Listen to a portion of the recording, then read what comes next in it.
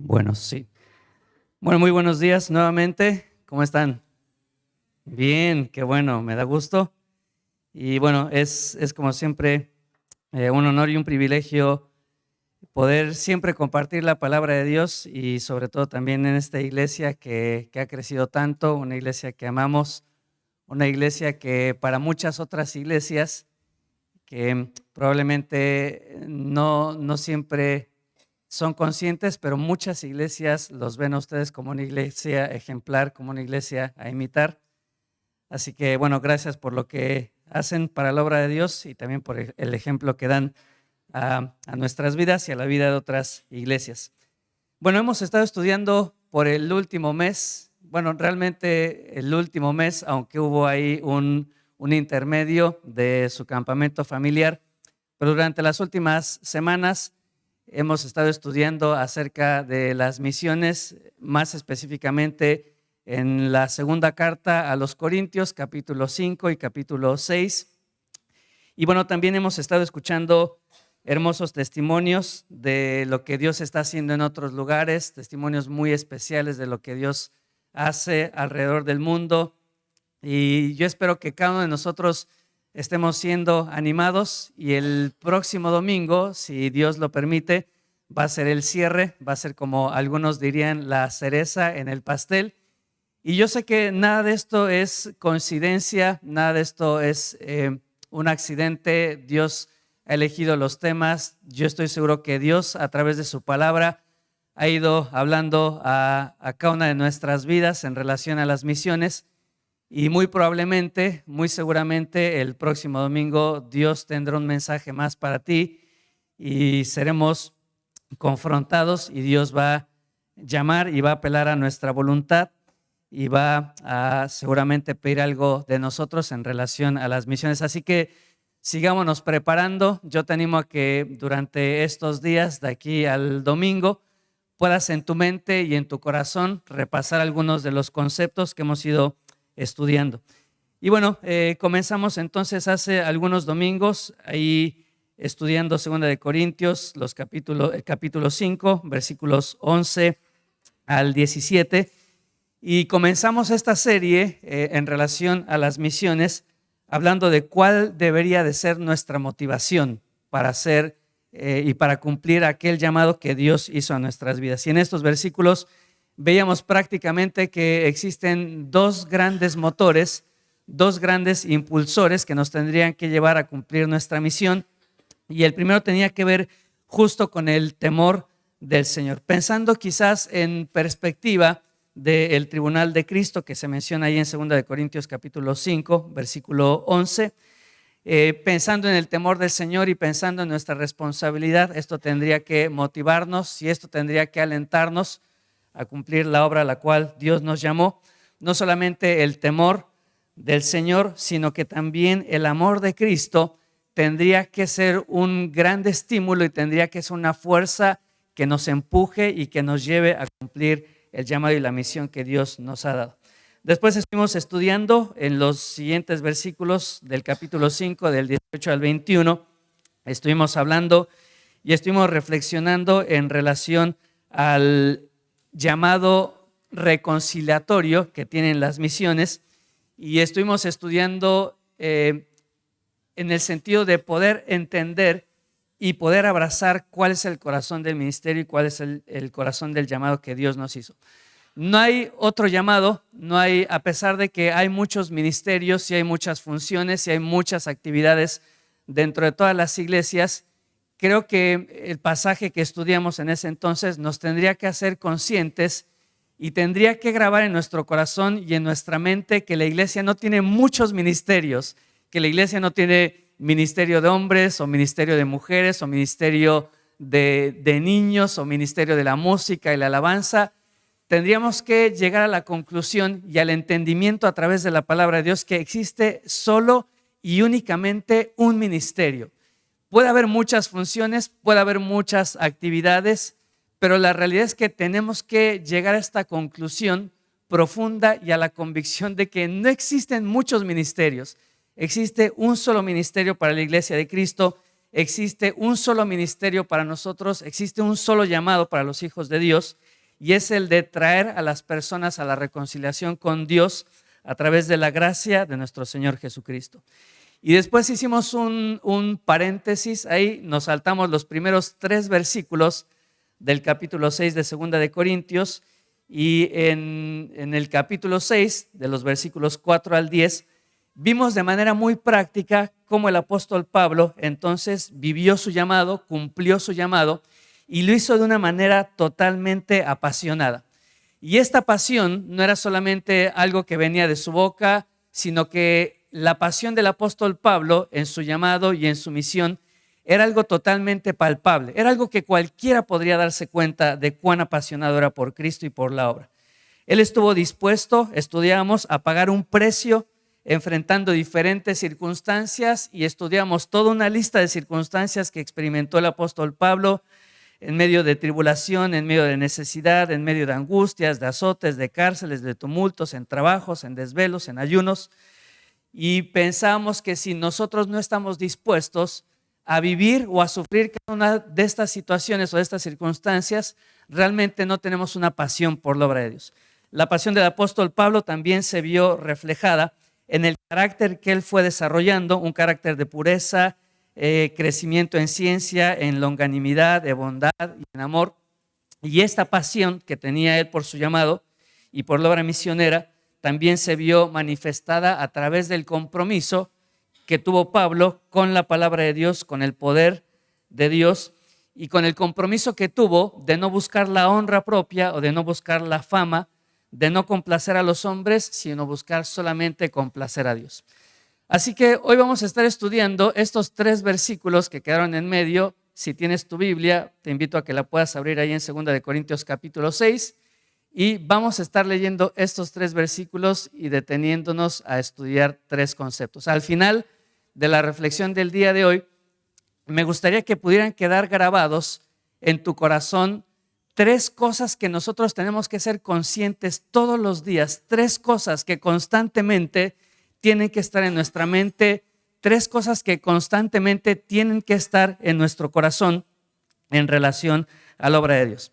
Ahora, quiero decirles y confesarles que en estos días había estado estudiando el pasaje y el día de ayer me cayó el 20, no sé si se dice acá así, ¿me cayó el 20? ¿No? ¿Cómo se diría?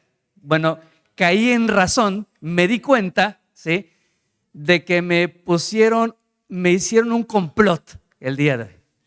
Porque si hubiéramos seguido la secuencia, la realidad es que Eduardo tendría que haber predicado 2 de Corintios capítulo 6, versículos 1 al 3, y a mí me tendría que haber tocado 2 de Corintios capítulo 6, versículos 4 al 10.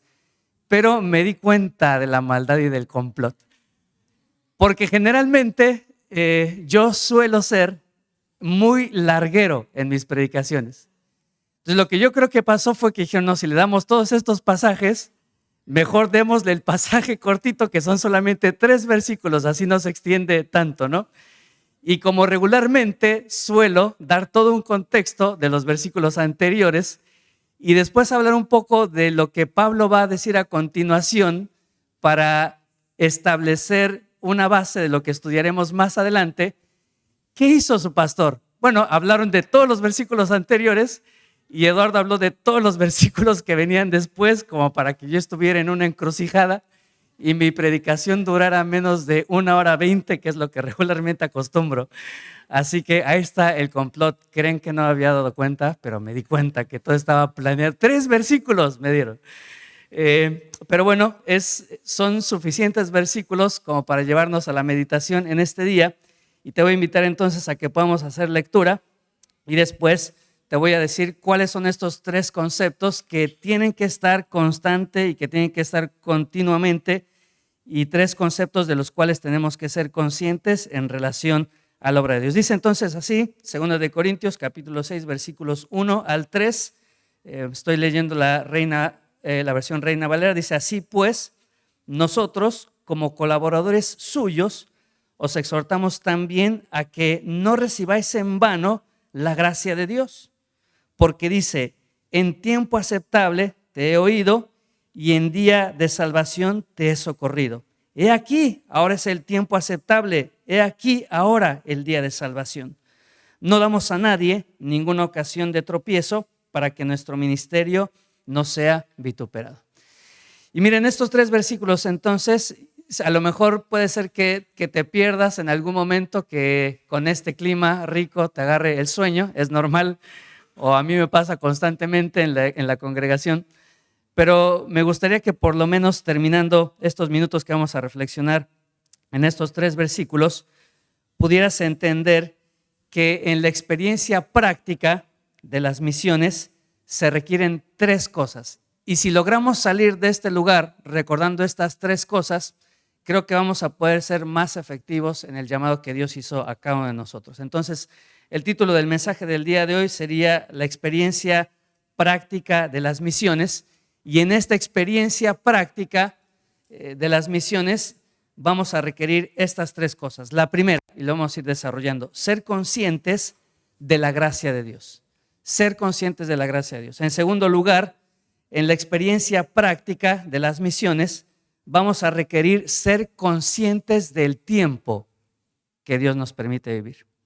Y en tercer lugar, en el versículo 3, vamos a estar viendo que en la experiencia práctica de las misiones, vamos a requerir ser conscientes de la responsabilidad que tenemos delante de Dios. Esas 3 reflexiones, esas 3 cosas de las cuales tenemos que ser conscientes, van a estar justamente en estos 3 versículos de 2 de Corintios, capítulo 6.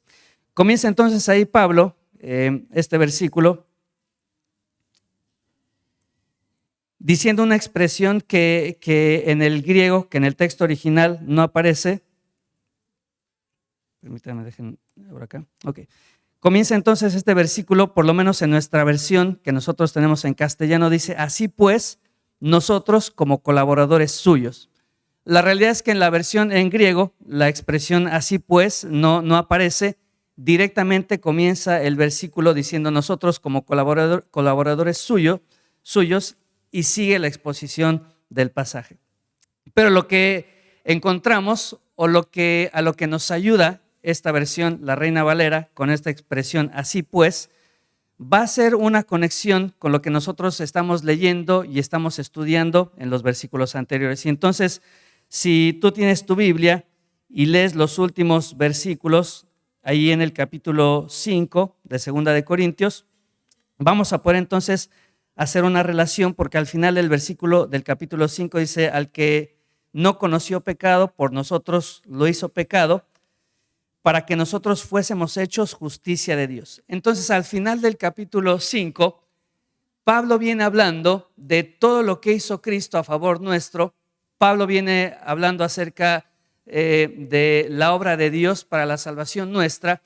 Y entonces, llegando al capítulo 6, una vez que hemos entendido todo lo que hizo Cristo y lo estudiamos anteriormente, como toda la obra de salvación depende de Él, teniendo en mente todo lo que Dios hizo, capítulo 6 nos lanza el desafío de que ahora la responsabilidad está de nuestro lado. Dios ya hizo lo que tendría que haber hecho.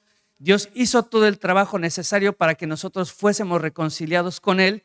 Y entonces el versículo 1 dice: así pues, teniendo esto en mente, o teniendo en consideración la obra de Dios, nosotros. Es como si Pablo dijese: ahora la pelota está de tu lado, y ante lo que Dios hizo, nosotros como hijos suyos tenemos una responsabilidad.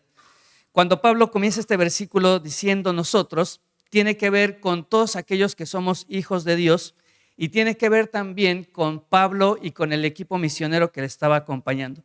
Y lo que hace Pablo entonces a continuación, va a exhortar a la iglesia de los Corintios, y no solamente a la iglesia de los Corintios, sino también a nosotros, a no menospreciar la gracia de Dios. Dice entonces el versículo: así pues, nosotros como colaboradores suyos os exhortamos también a que no recibáis en vano la gracia de Dios. Habíamos estudiado ya también esta palabra o esta expresión cuando Pablo dice que somos colaboradores suyos.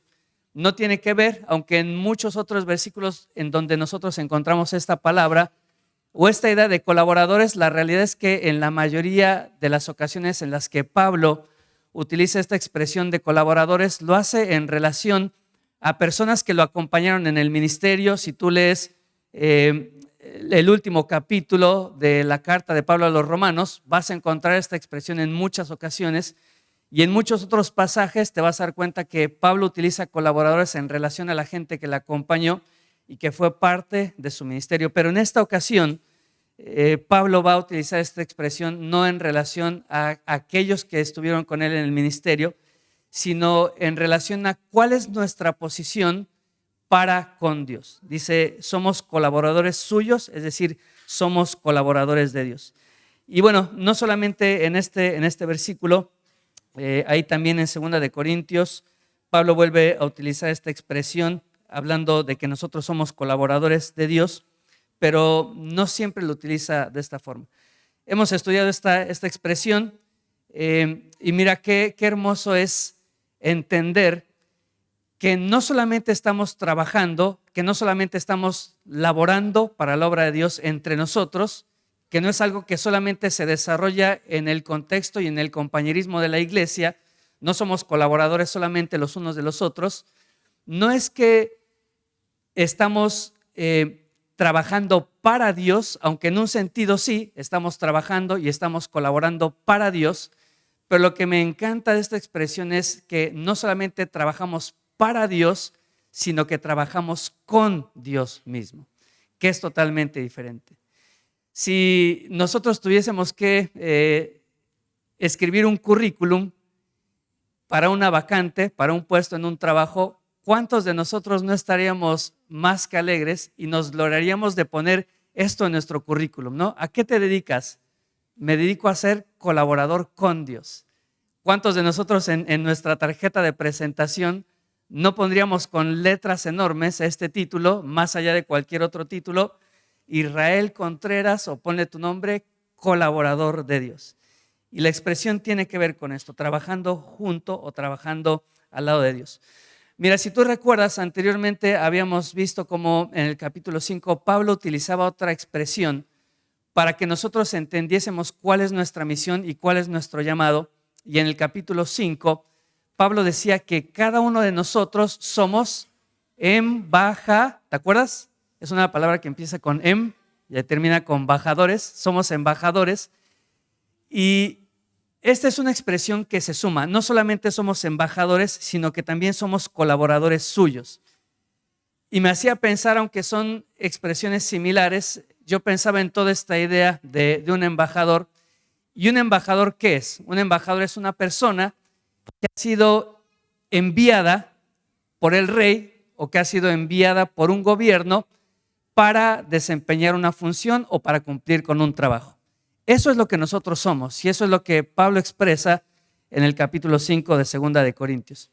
Pero la idea de ser colaboradores suyos va a añadir un ingrediente que nos hace reflexionar en cómo desempeñamos esta labor. Porque mira, cuando un embajador es enviado por un rey o cuando un embajador es enviado por un gobierno a otro país, la realidad es que el embajador viaja solo, bueno, muy seguramente viajará con su familia, pero el rey que lo envió a ser embajador, el rey que lo envió a ser su representante, no viaja con él. Sería absurdo que el rey o que el gobernante o que el gobierno viajara junto con el embajador a cumplir su función.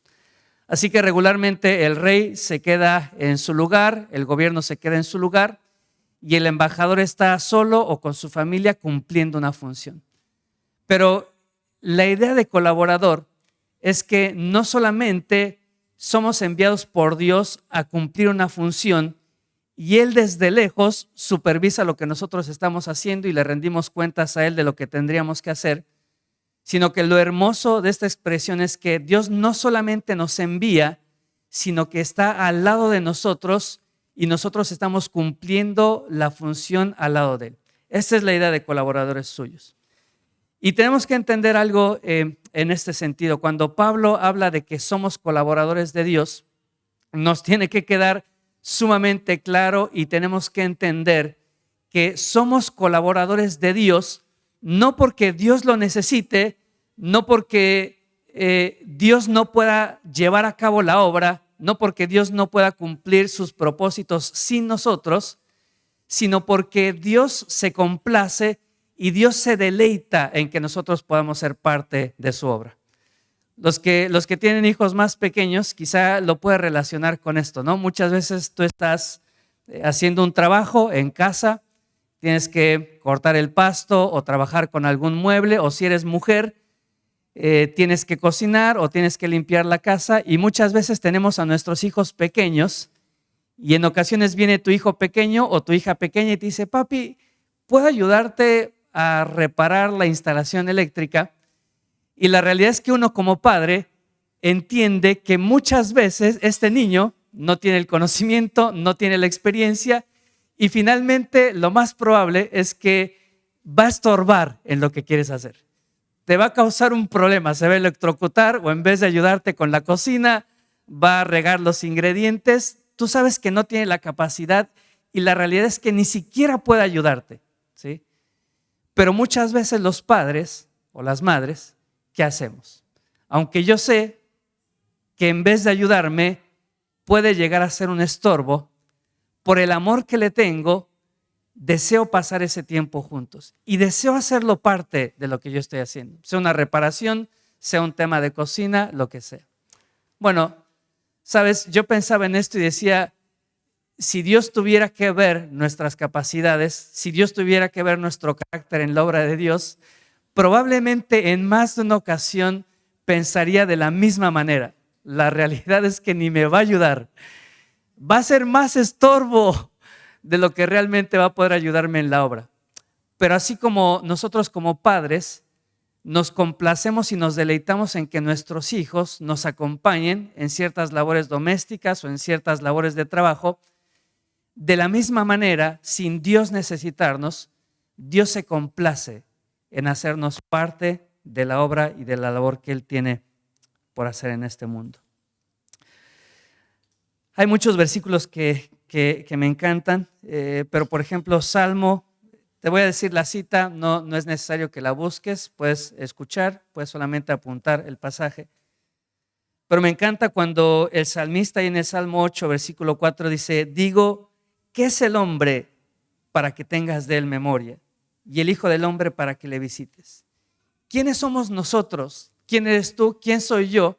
Para que Dios dijera: necesito o quiero que tú seas mi colaborador en la obra de Dios. Lucas capítulo 19, versículo 40 dice: él respondiendo les dijo: os digo que si estos callaran, las piedras clamarían. Si nosotros dejáramos de cumplir la obra a la cual Dios nos llamó, dice acá Lucas que las mismas piedras harían la labor que nosotros tendríamos que hacer. Efesios capítulo 3, versículo 8, que lo mencionamos las semanas pasadas, Pablo habla y dice: a mí, que soy menos que el más pequeño de todos los santos, me fue dada esta gracia de anunciar entre los gentiles el evangelio de las inescrutables riquezas de Dios.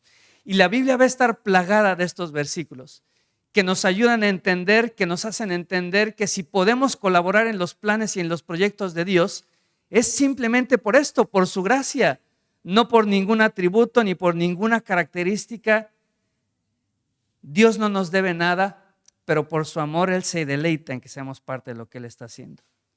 Primera de Pedro capítulo 1, versículos 10 al 12 es un pasaje también conocido y dice: los profetas que profetizaron de la gracia destinada a vosotros inquirieron y diligentemente indagaron acerca de esta salvación, escudriñando qué persona y qué tiempo indicaba el Espíritu de Cristo que estaba en ellos, el cual anunciaba de antemano los sufrimientos de Cristo y las glorias que vendrían tras ellos. A estos se les reveló que no para sí mismos, sino para nosotros administraban las cosas que ahora os son anunciadas, por los que os han predicado el Evangelio por el Espíritu Santo enviado del cielo. Cosas en las cuales anhelan mirar los ángeles.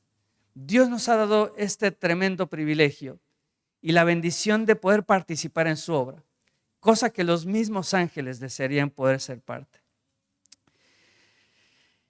Tenemos que entender que cuando nosotros pensamos en la gracia de Dios, la gracia de Dios no solamente es para nuestra salvación.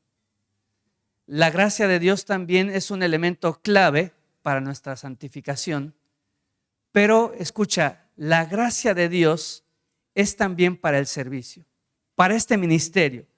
Pablo, a lo largo de esta carta, no solamente acá, no solamente es en el capítulo 5, no solamente es en el capítulo 6, sino que muchos versículos antes, prácticamente desde el comienzo de la carta, él ya viene hablando acerca del ministerio desde el capítulo 4, desde el capítulo 2, desde el capítulo 3, y dice que nosotros hemos recibido este tesoro del ministerio siendo nosotros vasos de barro, para que la gloria sea de Dios y no de nosotros.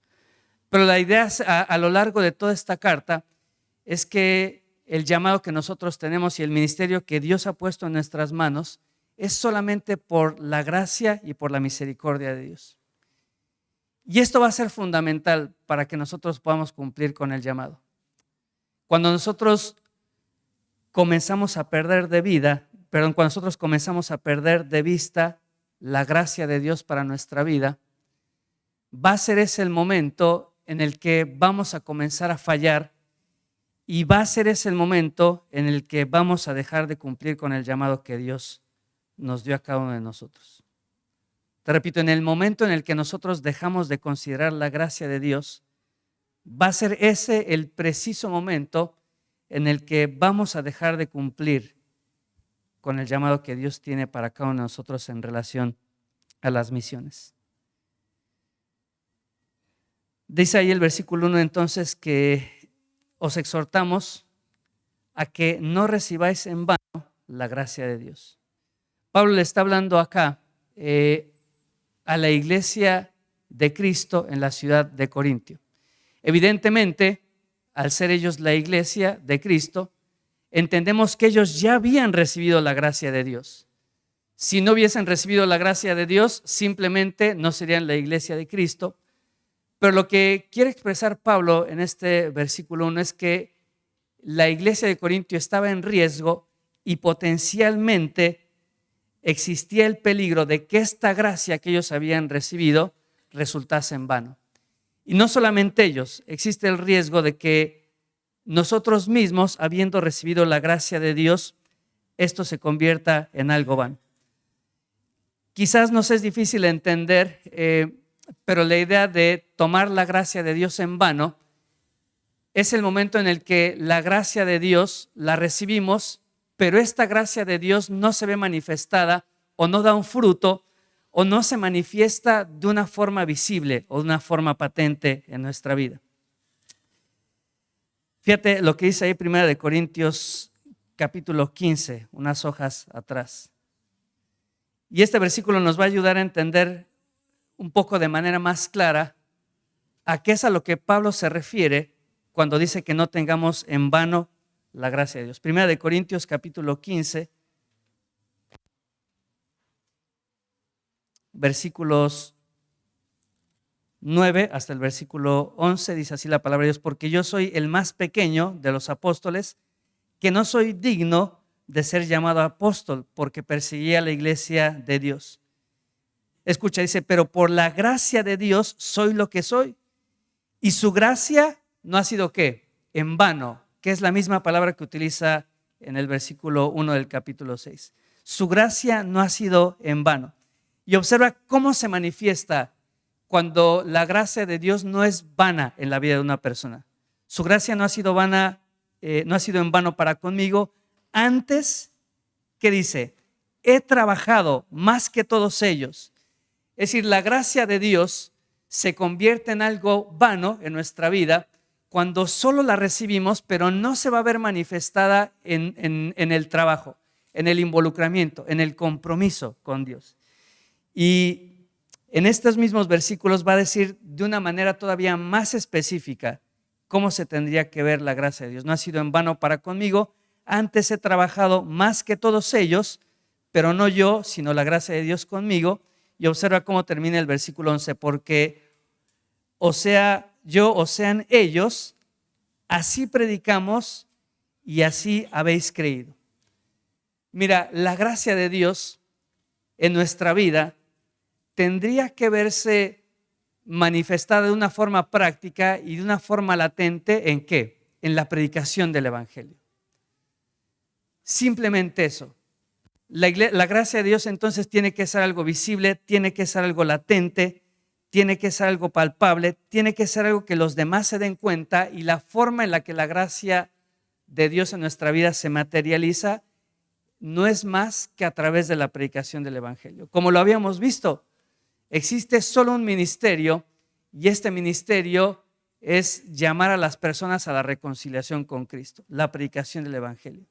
Si nosotros decimos, si nosotros proclamamos que hemos recibido la gracia, ¿por qué entonces en muchas ocasiones esta gracia no está dando un fruto en nosotros? ¿Por qué muchas veces esta gracia no da un fruto en mí? Entonces la gracia de Dios no solamente tiene que ver con la salvación, no solamente tiene que ver con la santificación del creyente, sino que también tiene que ver con el servicio y con el ministerio al cual Dios nos ha llamado. Todos los días, querida iglesia de San Justo, cada hora de nuestra vida, cada minuto de nuestra vida, cada segundo de nuestra vida, tendríamos que ser conscientes y tendríamos que tener en mente la gracia que Dios ha tenido para con nosotros. No solamente para la salvación, sino para hacernos colaboradores de Dios en esta misión. En segundo lugar, la experiencia práctica de las misiones no solamente va a requerir que en todo tiempo nosotros seamos conscientes de la gracia de Dios, sino que la práctica de las misiones va a requerir de nosotros que en todo tiempo seamos conscientes de la oportunidad y del tiempo que Dios nos permite vivir. Dice ahí en el versículo 2, y lo que va a hacer Pablo, a continuación va a citar un pasaje de Isaías capítulo 49, y citando Isaías, Pablo va a decir lo siguiente, porque dice, en tiempo aceptable te he oído, y en día de salvación te he socorrido. He aquí ahora el tiempo aceptable, he aquí ahora el día de salvación. Y muchas veces creo que uno de los grandes obstáculos o uno de los grandes enemigos que tenemos para cumplir el llamado que Dios nos ha hecho de reconciliar a los hombres con Cristo es esta idea o este pensamiento necio de que vamos a tener más tiempo para compartir el Evangelio. Muchas veces el enemigo de la obra de Dios va a ser el pensamiento de que vamos a tener una oportunidad, de que más adelante, de que siempre va a haber oportunidades para compartir. Pero Pablo va a citar este versículo para que la iglesia de los Corintios y para que nosotros hoy entendamos que no tenemos que pensar en el futuro, no tendríamos que estar pensando que Dios va a proveer más oportunidades y que las oportunidades siempre van a estar abiertas para el Evangelio. Pablo quiere hacernos entender que hoy es el día, hoy es el momento, hoy es el tiempo aceptable para la salvación. Me encanta el testimonio de un hombre que quizás tú has escuchado nombrar, Jonathan Edwards. Él, cuando era apenas un jovencito, él se da cuenta de la necesidad que tenía de administrar bien el tiempo, de administrar bien las oportunidades que Dios le había dado. Y siendo un joven apenas, él se sienta a escribir ciertas resoluciones, 70 resoluciones, que serían las directrices y sería la forma en la que él viviría y la forma en la que él se comprometía a vivir el resto de su vida. Y muchas de estas resoluciones que escribe Jonathan Edwards justamente tenían que ver con la administración y con el tiempo, con el uso que él hacía de este recurso que es el tiempo. Una de estas 70 resoluciones que él hace, que quizás es la que más me gusta, él ora y le dice a Dios, sella la eternidad en mis ojos. Es decir, no permitas que de mi mente y de mi corazón salga la eternidad. Pero la realidad es que constantemente somos distraídos pensando que va a haber más tiempo y que va a haber más oportunidades. Lucas capítulo 12, versículos 16 al 20, es la historia o es la parábola de un hombre rico, y dice, también le refirió una parábola diciendo, la heredad de un hombre rico había producido mucho, Y él pensaba dentro de sí diciendo, ¿qué haré? Porque no tengo dónde guardar mis frutos. Y dijo, esto haré, derribaré mis graneros y los edificaré mayores. Y allí guardaré todos mis frutos y mis bienes. Y diré mi alma, alma, muchos bienes tienes, guárdalos para muchos años. Repósate, come, bebe, regocíjate. Pero Dios le dijo, necio, esta noche vienen a pedir tu alma y lo que has provisto, ¿de quién será? Eclesiastés capítulo 7, versículo 4, me gusta cómo lo expresa la traducción en el lenguaje actual. Eclesiastés 7, 4, dice, el que es sabio piensa mucho en la muerte, mientras que el necio solo piensa en divertirse.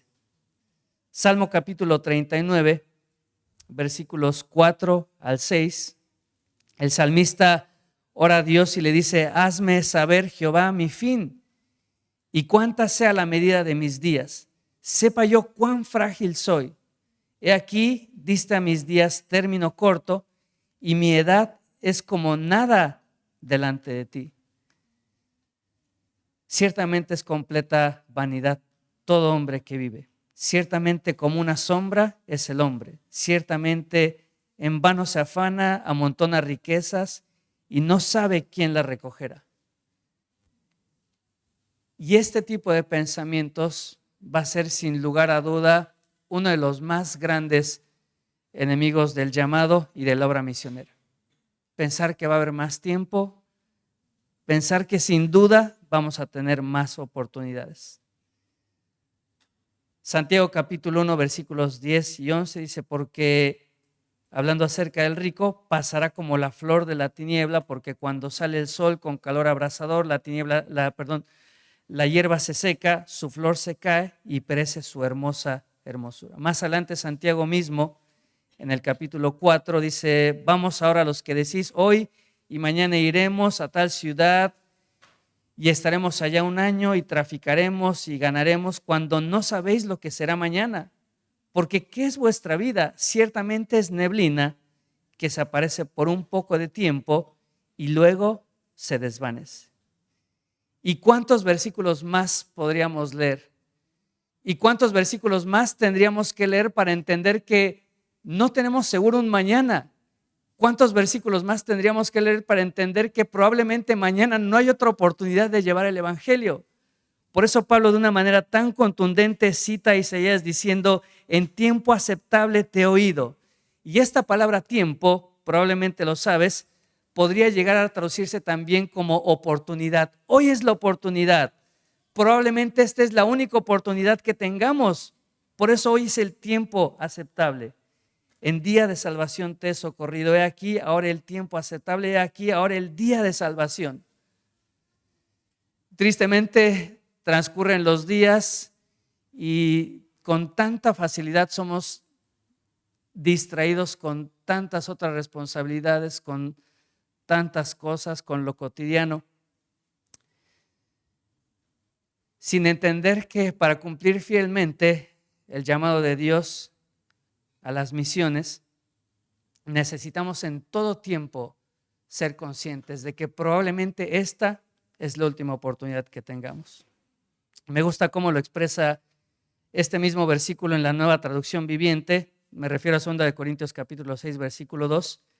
La Nueva Traducción Viviente dice, pues Dios dice, en el momento preciso te oí, ni antes ni después, en el momento preciso te oí, en el día de salvación te ayudé. Efectivamente, el momento preciso es ahora, hoy es el día de salvación. La traducción en lenguaje actual dice, Dios dice en la Biblia, cuando llegó el momento de mostrarles mi bondad, fui bondadoso con ustedes. Cuando necesitaron salvación, yo les di la libertad. Escuchen con signos de admiración. Ese momento oportuno ha llegado. Hoy es el día que Dios puede salvarnos.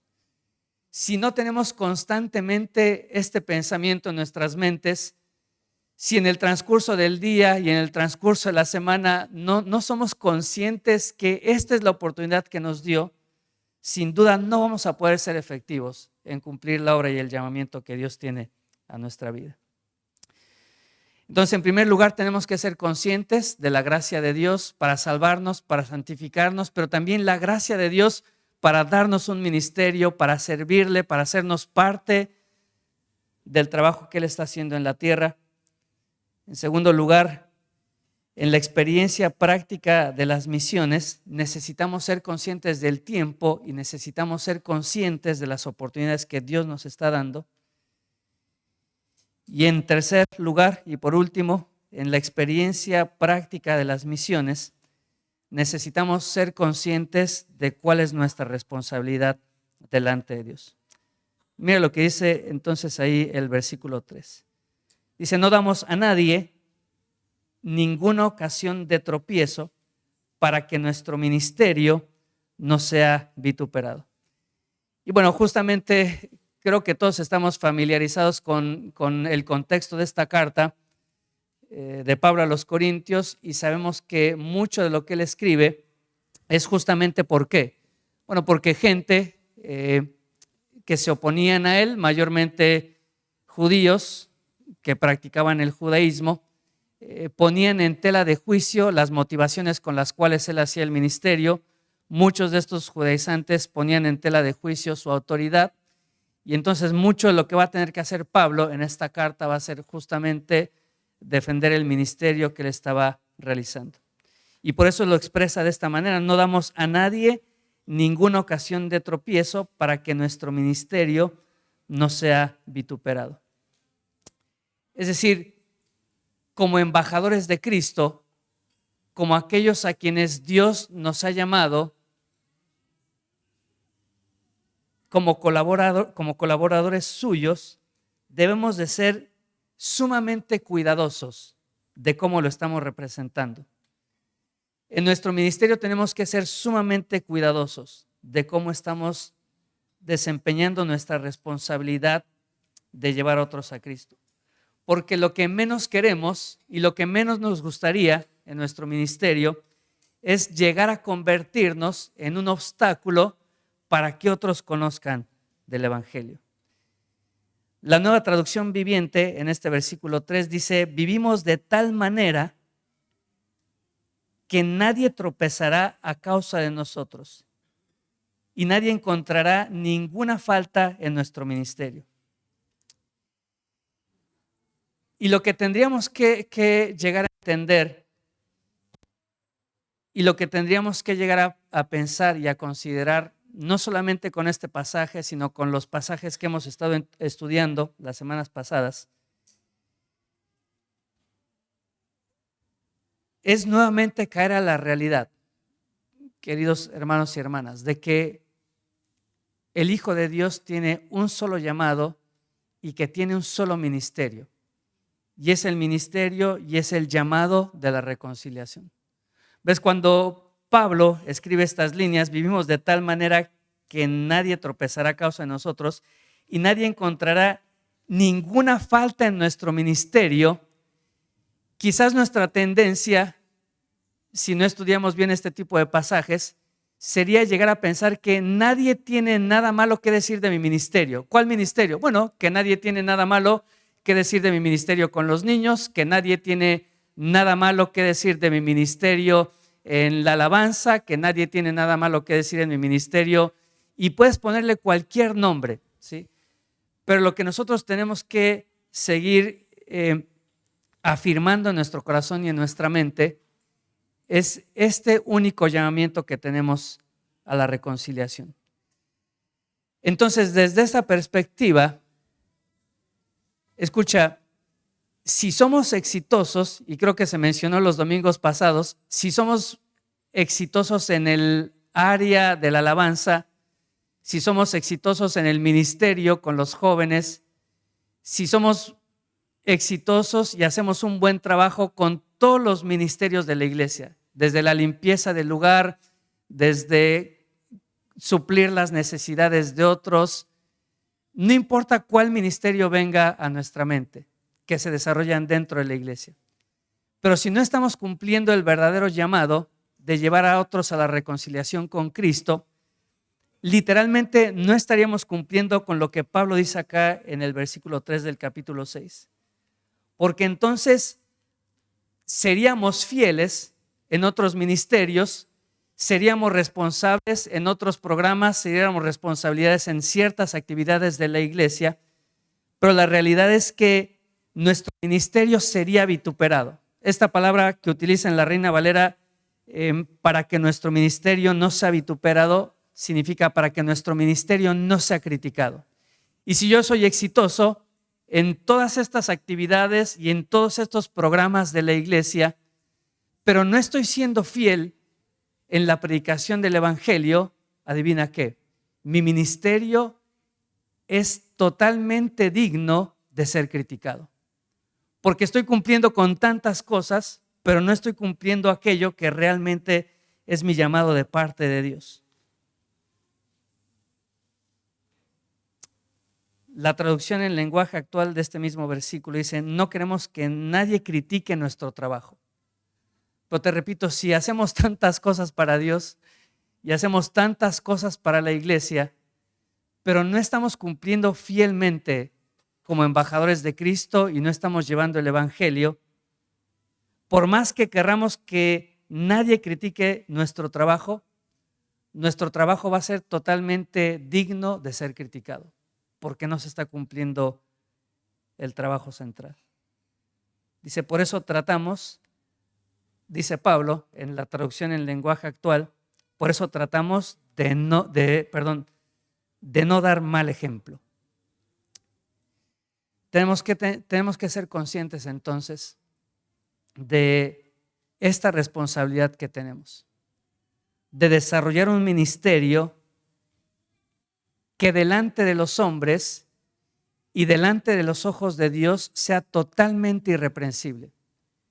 Y te repito esto, cuando digo debemos de tener un ministerio que sea irreprensible, no estamos hablando de los diferentes ministerios o de las diferentes funciones o los diferentes programas dentro de la iglesia. Estamos hablando contextualmente del único y central ministerio en el cual Pablo viene haciendo énfasis en todos estos capítulos, el ministerio de la reconciliación. Si soy fiel en cualquier otro ministerio, pero no soy fiel en mi ministerio como embajador de Cristo, fracasé en el ministerio. No entendí cuál era el verdadero propósito y la labor central como hijo de Dios. Pero muchas veces perdemos muy de vista estos elementos.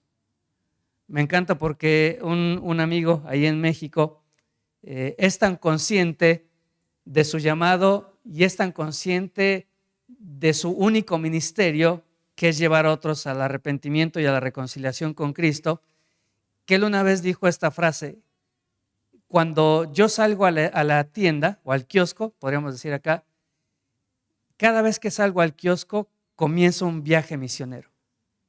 Y su mentalidad es tal que no importa dónde vaya, que no importa qué es lo que haga, su mente en todo tiempo está consciente de la labor a la cual Dios le llamó a hacer. Te repito entonces, para esta experiencia práctica de las misiones, se van a requerir estas tres cosas en todo tiempo y en todo momento. Y tenemos que hacer el ejercicio de constantemente repetírnoslas a nosotros mismos, de constantemente estarlas recordando.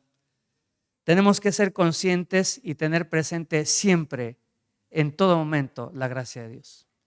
Dejo de tener en mente la gracia de Dios, empiezo a fracasar en el llamado que Dios me dio. Necesito ser consciente también del tiempo. No hay muchas oportunidades. Probablemente no va a haber un mañana. Probablemente hoy sea la última oportunidad que tengo. Y si no soy consciente de esto, voy a fracasar y no voy a lograr ser eficaz en la experiencia de las misiones. Y en tercer lugar, tengo que ser consciente de mi responsabilidad. No de mis responsabilidades, no de todas las cosas que tengo que hacer para la iglesia.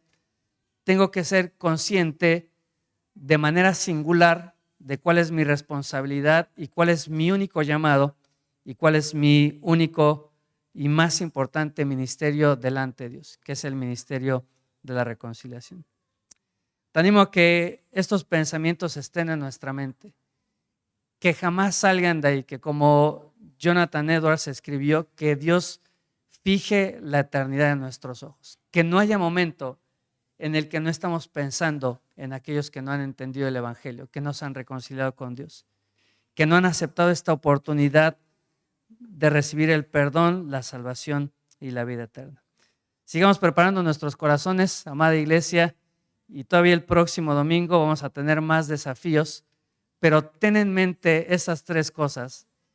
Y si soy enfático y las repito es porque necesitamos grabarlas ahí y que en todo momento estén ahí. La gracia de Dios para servirle, el tiempo de Dios, la oportunidad que tenemos y la responsabilidad que tenemos ante Él para que nuestro ministerio no sea criticado, para que nuestro ministerio sea irreprensible, para que nuestro único ministerio no sea vituperado. Querido Dios, te damos tantas gracias por este tiempo, te damos gracias por todo lo que hemos podido estudiar en estos domingos. Dios, ayúdanos a abrazar estas verdades y entender, como lo hemos escuchado, que no hay otra cosa más importante que tengamos que hacer en nuestra vida. No hay algo que sea más trascendente en tus planes. No hay ministerios, ni hay actividades, ni hay programas que sean tan trascendentes como llevar el Evangelio a aquellos que todavía no lo han creído. Dios sigue obrando en nuestro corazón, aún con los reportes, con lo que hemos escuchado. Dios, que no nos quedemos sentados, que no nos quedemos quietos, que en todo momento recordemos cuál es nuestra responsabilidad delante de ti, que en todo momento entendamos que ninguna otra cosa vale la pena sino vivir para cumplir el llamamiento que tú nos has dado. Oramos agradecidos por este tiempo, en el nombre de tu Hijo Jesús. Amén.